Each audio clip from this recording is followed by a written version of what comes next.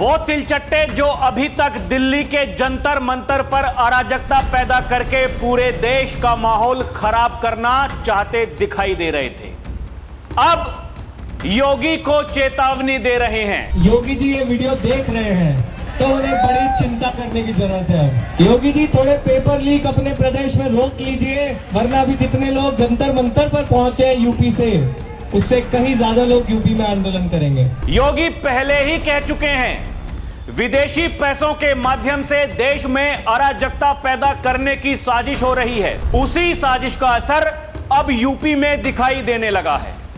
लाल टोपी वालों ने पुलिस से भिड़ना शुरू कर दिया है। कॉकरोच यूपी जाने के लिए धमकी दे रहे हैं, लेकिन बाबा की पुलिस का लठ भी तैयार है। मेरी बात सुन लो, मुकदमे लग जाएंगे और बुद्धि सही हो जाएगी, मैं बता दे रहा हूं। जो लाल टोपी वाले माहौल खराब कर रहे थे, उनके ऊपर मुकदमे हो गए हैं। कॉकरोचों के स्वागत के लिए भी विशेष तैयारी की गई है। आगे आगे देखिए होता है क्या। जब सत्ता में थे तब हिंदू समाज को और देश को तबाह करते थे, दंगों के माध्यम से, कर्फ्यू के माध्यम से, भ्रष्टाचार के माध्यम से, और आज विपक्ष में हैं तो विदेशी पैसे के बल पर देश में अराजकता पैदा करना चाहते हैं, समाज को बांटना चाहते हैं।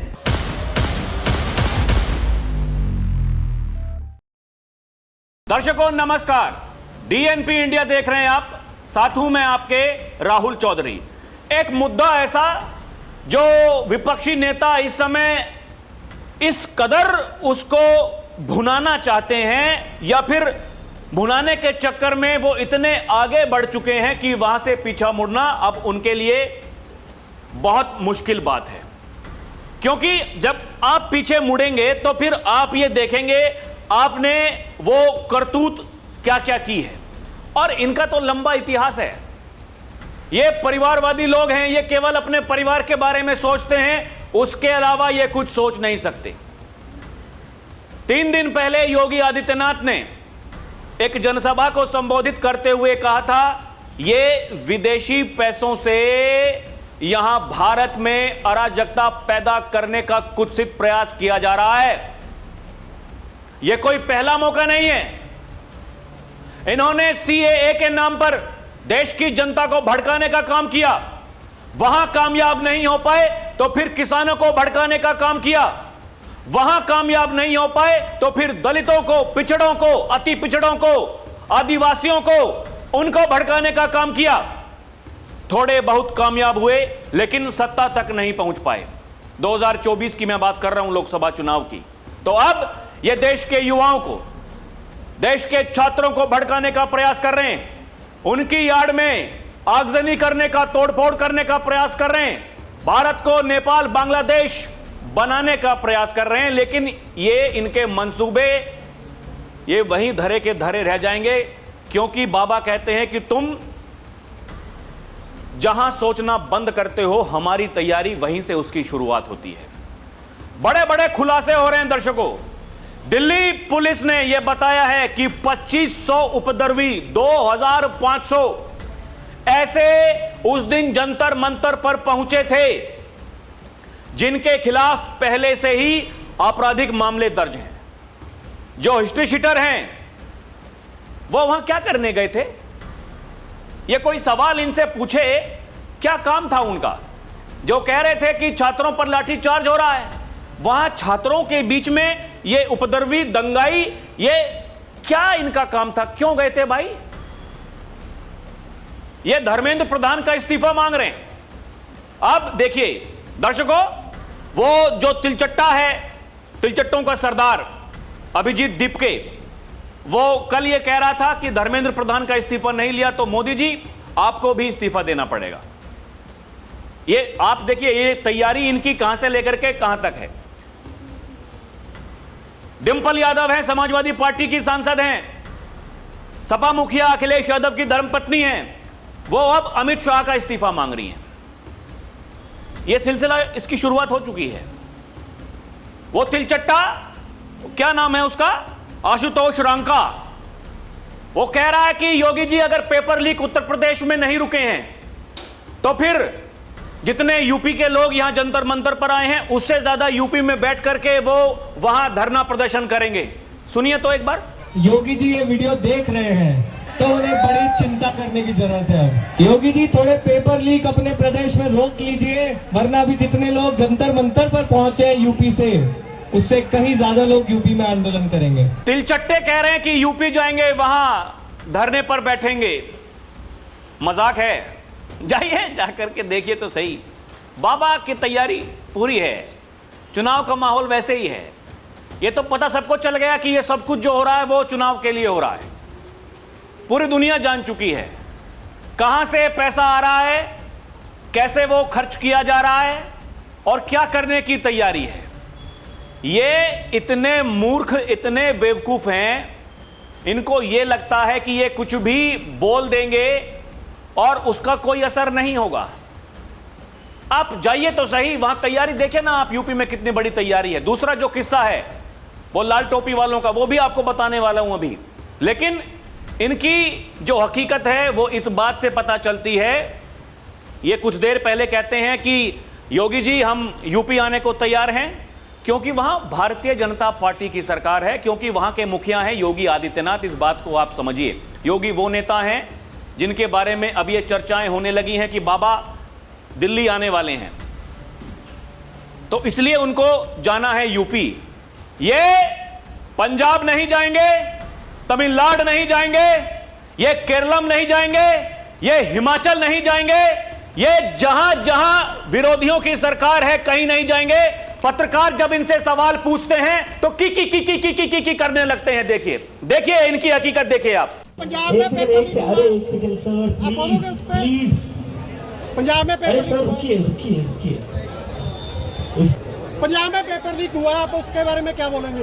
उसके ऊपर भी एक्शन होना चाहिए। जहाँ जहाँ पेपर लीक होता है हर जगह एक्शन होना चाहिए। आम आदमी पार्टी के लीडर अभिजीत आम आदमी पार्टी के लीडर जहाँ पर आते हैं आप उनसे पूछोगे? बिल्कुल पूछेंगे, बिल्कुल पूछेंगे। अगर रिजाइन मांगोगे, अगर रिजाइन होना चाहिए आप उनसे रिजाइन मांगोगे? आपके पास ये न्यूज नहीं आई भी कितने पेपर लीक हो गए? क्या एजुकेशन सिस्टम है पंजाब में?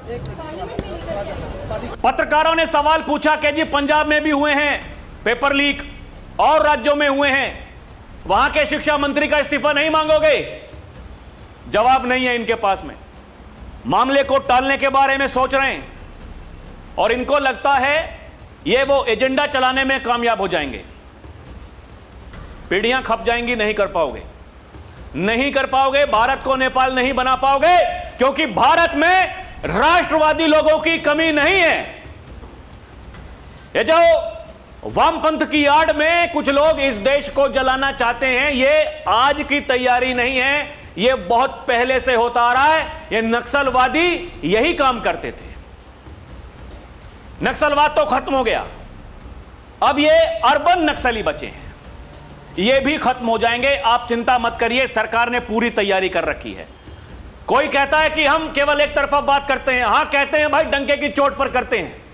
जो राष्ट्र के साथ में खड़ा हुआ दिखाई देगा उसके साथ में खड़े होंगे। छात्रों का मामला है, पेपर लीक का मामला है, कार्रवाई होनी चाहिए, कार्रवाई हो रही है। अपराधी जेल में है।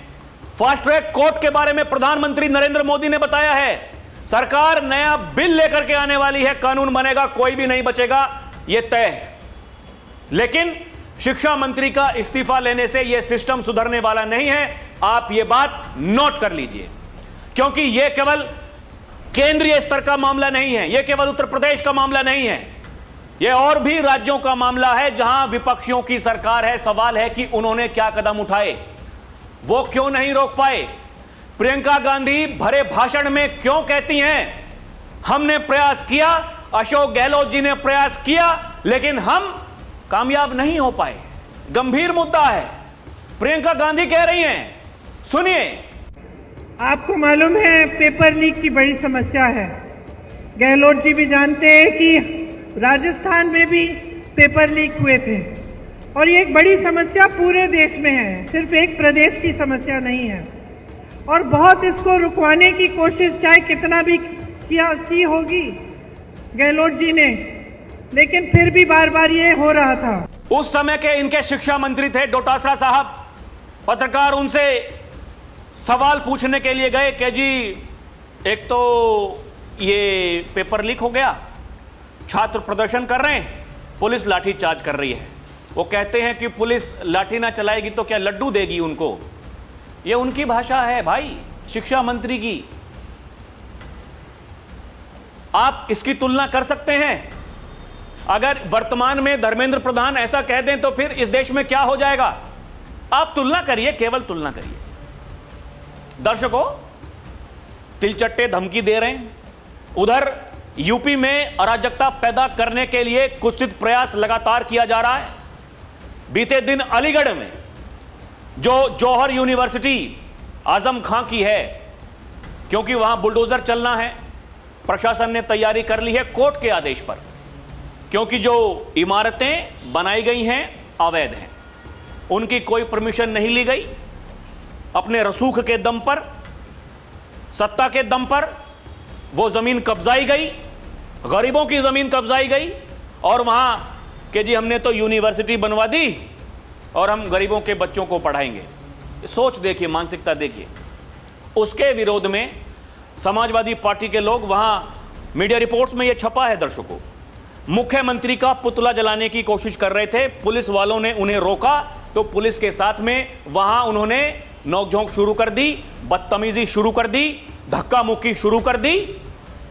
उसके बाद में पुलिस तो अपना काम करेगी। बाबा कह चुके हैं भैया, पिस्तौल हमने इनको दिवाली होली पर खेलने के लिए नहीं दी है, हम उनको ट्रेनिंग देते हैं, इसी बात के लिए देते हैं कि वो मजबूती से इस देश के लिए लड़ सकें, आपके लिए लड़ सकें।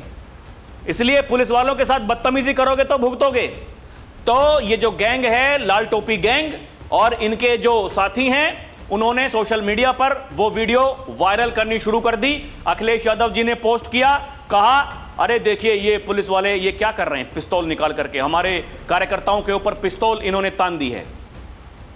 दर्शकों, पहले आप अखिलेश यादव जी के द्वारा जो दिखाया गया वो देखिए।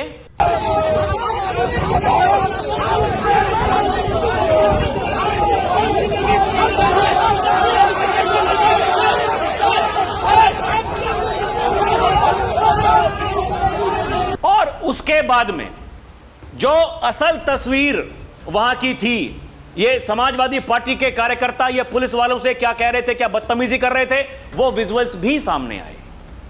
जो सच्चाई है दर्शकों, आपको वो भी देखनी चाहिए। देखिए।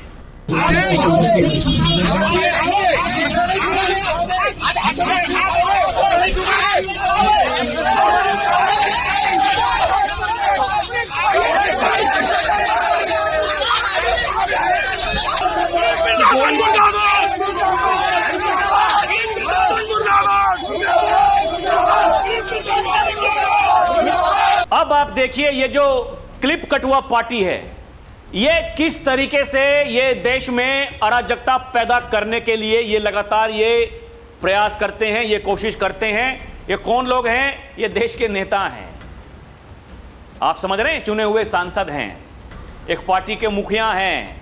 वो पार्टी भारत की तीसरी सबसे बड़ी पार्टी है लोकसभा में सांसद के हिसाब से अगर देखा जाए तो, और वो ये नैरेटिव चलाते हैं। लेकिन ये क्या इनको लगता है कि ये बच जाएंगे?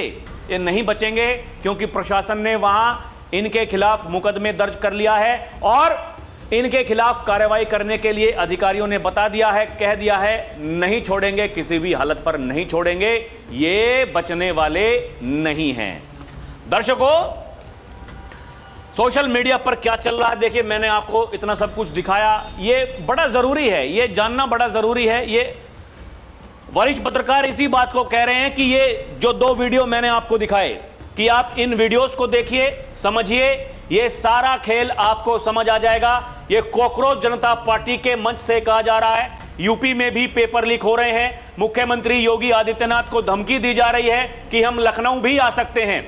दूसरे वीडियो में अब पंजाब में पेपर लीक पर सवाल हुआ, सीजेपी के नेता अब्बा डब्बा चब्बा करने लगे। वो कह रहे हैं गजब है भाई, गजब है। मैंने आपको बताया डिंपल भाभी वो इस्तीफा मांग रही हैं गृह मंत्री अमित शाह का। गृह मंत्री अमित शाह का इस्तीफा भाई, लोग लिख रहे हैं धर्मेंद्र प्रधान का इस्तीफा तो चाहिए ही, गृह मंत्री का इस्तीफा भी चाहिए। डिंपल जी, वो घर वाले मंत्री नहीं हैं, वो देश के गृह मंत्री हैं। अखिलेश जी से पूछ लिया करिए बोलने से पहले, हो सकता है वो आपको बता दें कुछ the home minister of India के बारे में। भाई एक बार पूछ लीजिए अखिलेश जी से। संसद में साथ बैठती हैं फिर भी नहीं समझ पा रही हैं कि मामला क्या है। जब वहां कर रहे थे योगी जी के बारे में, बताइए 2027 में क्या होगा क्या नहीं होगा। अमित शाह ने कहा अखिलेश जी आप चिंता मत करिए, वो भी रिपीट होने वाले हैं। अखिलेश जी डिलीट रिपीट करते रह गए, अमित शाह ने उधर माहौल बना दिया। कह रहे थे अरे ये इनकी पार्टी का राष्ट्रीय अध्यक्ष नया चुना जाना है, नहीं चुन पा रहे हैं। तब कहा था अमित शाह ने, मैं आज ये घोषणा करता हूं अखिलेश जी, अगले 20 से 25 सालों तक आप अपनी पार्टी के मुखिया रहेंगे, क्योंकि आपकी परिवारवादी पार्टी है। परिवार के 5-6 लोग बैठ करके ये तय करते हैं किसको अध्यक्ष बनाना है और लंबे समय तक वही अध्यक्ष रहता है। हमारा संगठन बहुत बड़ा है, करोड़ों में हमारे कार्यकर्ता हैं, उनमें से किसी एक को चुनना है, ये आपके बस की बात नहीं है, ये हम ही कर सकते हैं। किया, जितने साल की बीजेपी है उतने साल का एक राष्ट्रीय अध्यक्ष बना दिया नितिन नवीन के रूप में, ये कोई और नहीं कर सकता। इसलिए ये जहां सोचना बंद करते हैं वो सामने वाले, वहां से उनके सोचने की शुरुआत होती है। दर्शकों, ये अखिलेश यादव जो ट्वीट कर रहे थे पिस्तौल निकालने वाले, ये भूल गए कि अगर उनकी पढ़ाई बीच में रुक जाती तो ये पुलिस की नौकरी इनके हाथ ना आती। विश्वविद्यालय हमेशा आक्रांताओं ने तोड़े हैं और कुछ नहीं कहना है। ये आक्रांता की बात कर रहे हैं और उन्हीं आक्रांताओं का ये महिमा मंडन करते हैं, आज भी कर रहे हैं। इनके नेता औरंगजेब को महान शासक बताते हैं, जबकि इनकी पोल खोलने के लिए तुरंत लोग आ जाते हैं। जो लोगों ने दिखाया कि वीडियो से गुंडागर्दी वाला हिस्सा काट दिया, आखिर इसी वजह से आप सत्ता में नहीं हैं, लेकिन आज भी गुंडागर्दी का समर्थन करना नहीं भूले हैं। यही आपके लिए सबसे बुरी बात है, क्योंकि आप ये मानने वाले नहीं हैं। आपको लगता है कि कुछ भी करने से आप जो परोसना है सामने वाले के सामने परोस देंगे और सब आपके लिए ताली बजाएंगे कि वाह अखिलेश भैया ने क्या बात कही है। अधिकारी का बयान आ गया है, अराजकता फैलाने वालों को छोड़ा नहीं जाएगा। सुनिए। पार्टी में कुछ लोगों द्वारा विरोध प्रदर्शन किया जा रहा था, जिसमें शांति व्यवस्था हेतु चौहाने निरीक्षक सिविल लाइन पुलिस मौजूद थे। इसी बीच कुछ व्यक्तियों द्वारा पुतला दहन का प्रयास किया गया। इस संबंध में थाना सिविल लाइन पर कुछ नामजद तथा कुछ अज्ञात लोगों के विरुद्ध अभियोग पंजीकृत किया जा रहा है। आवश्यक विधिक कार्रवाई प्रक्रिया में प्रचलित है। अब इस घटना के बारे में जो मीडिया रिपोर्ट्स में छपा है दर्शकों, थोड़ा वो भी जानना बड़ा जरूरी है, क्योंकि देखिए मैं आपको बताता हूं, जो खबर होती है मैं वही बताता हूं। ये दुनिया की तरह ये नाटकबाजी करने की, मनगढ़ंत कहानियां बनाने की हमें आदत है नहीं भाई। जो सच्चाई है, जो दिख रहा है, वो हम आपको बताते हैं। ये देखिए, रामपुर के जौहर विश्वविद्यालय के समर्थन में अलीगढ़ जिला मुख्यालय पर धरना प्रदर्शन किया गया था। इस दौरान कार्यकर्ताओं ने उत्तर प्रदेश सरकार, रामपुर जिला प्रशासन के खिलाफ जमकर नारेबाजी की। सपा कार्यकर्ताओं ने सीएम का पुतला फूंकने की कोशिश की, जिस पर पुलिस ने उन्हें रोका, विवाद बढ़ गया। समाजवादी पार्टी के नेताओं ने अलीगढ़ के सिविल लाइंस थाना प्रभारी पर पिस्टल निकालने का आरोप लगाया। इस दौरान पुलिस और प्रदर्शनकारियों के बीच बहस भी हुई थी। घटना के बाद मौके पर अफरा तफरी की स्थिति बन गई। बताया जा रहा है अलीगढ़ में भारी पुलिस बल तैनात किया गया। हंगामे के बीच सपा कार्यकर्ताओं ने जिला मुख्यालय के मुख्य द्वार का गेट खोलकर अंदर प्रवेश करने का प्रयास किया था। इस दौरान Civil Lines inspector Satyaveer Singh, Sapa कार्यकर्ताओं के बीच जमकर कहासुनी हुई। सपा कार्यकर्ताओं का आरोप है इंस्पेक्टर ने उन्हें डराने के लिए पिस्टल तान दी। इसके बाद कार्यकर्ताओं ने इंस्पेक्टर का घेराव कर जमकर हंगामा किया। मौके पर भारी पुलिस बल मौजूद रहा। स्थिति को नियंत्रित किया गया। सपा के अलीगढ़ महानगर अध्यक्ष ने यह आरोप लगाए, जबकि पुलिस का कहना है इंस्पेक्टर ने इसलिए निकाली पिस्तौल क्योंकि वहां पर धक्का मुक्की कर रहे थे, अभद्रता कर रहे थे। यह देखिए, पुलिस का आरोप है धक्का मुक्की के दौरान प्रदर्शनकारियों ने इंस्पेक्टर की पिस्टल तक छीनने का प्रयास किया। पुलिस प्रशासन ने मामले को गंभीरता से लेते हुए कुछ नामजद सपा नेताओं, कार्यकर्ताओं, कई अज्ञात लोगों के खिलाफ केस दर्ज कर आगे की कानूनी जांच शुरू कर दी है। मतलब नहीं बच पाएंगे, नहीं बच पाएंगे। दर्शकों, दिल्ली प्रोटेस्ट 250 से ज्यादा उपद्रवी ये सीसीटीवी से इनकी पहचान हो गई है। बताया जा रहा है जंतर मंतर पर मिले क्रिमिनल बैकग्राउंड वाले 2500 लोग, चेहरा देख ये खुल गया राज। सीजेपी प्रोटेस्ट पर बड़ा खुलासा। दिल्ली के जंतर मंतर पर जारी सीजेपी यानी कॉकरोच जनता पार्टी के प्रदर्शन के बीच बड़ा खुलासा हुआ है। पुलिस सूत्रों के मुताबिक 20 जुलाई की हिंसा के बाद लगाए गए फेशियल रिकॉग्निशन सिस्टम ने 3 दिनों में 2500 से ज्यादा आपराधिक बैकग्राउंड वाले लोगों की पहचान की है। दिल्ली पुलिस का दावा है कि हिंसा के दौरान पुलिसकर्मियों पर धारदार हथियारों से हमला किया गया था। मामले में अब तक 15 एफआईआर दर्ज की जा चुकी है, जांच जारी है। एक देखिए एक और नमूना सामने आया है। ये कल जंतर मंतर पर पहुंचा और कहा कि मैं उत्तराखंड का पुलिस कांस्टेबल हूं और क्योंकि देखिए छात्रों का मामला है इसलिए मैं इस्तीफा देता हूं। इसके बारे में बाद में पता चला ये शेर सिंह ये 2025 से ही पुलिस विभाग से निलंबित चल रहा है। निलंबित है भाई पहले ही 2025 से 1 साल हो गया और कल जाकर के वहां नौटंकी कर रहा है। अभिजीत भाई आपके साथ में हूं। अरे देखिए छात्रों के लिए नौकरी छोड़ दी। ये ड्रामेबाजी आपको बहुत देखने को मिलेगी।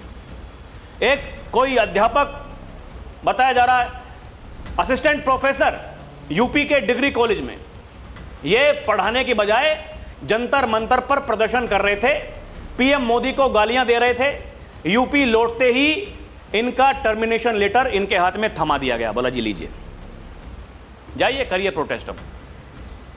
अब छाती पीट रहे हैं, अरे देखिए नौकरी से निकाल दिया। अरे नौकरी में रहते हुए कहीं जाकर के आप कहीं प्रोटेस्ट कर सकते हो, मामूली बात है, और फिर नौटंकी करते हो।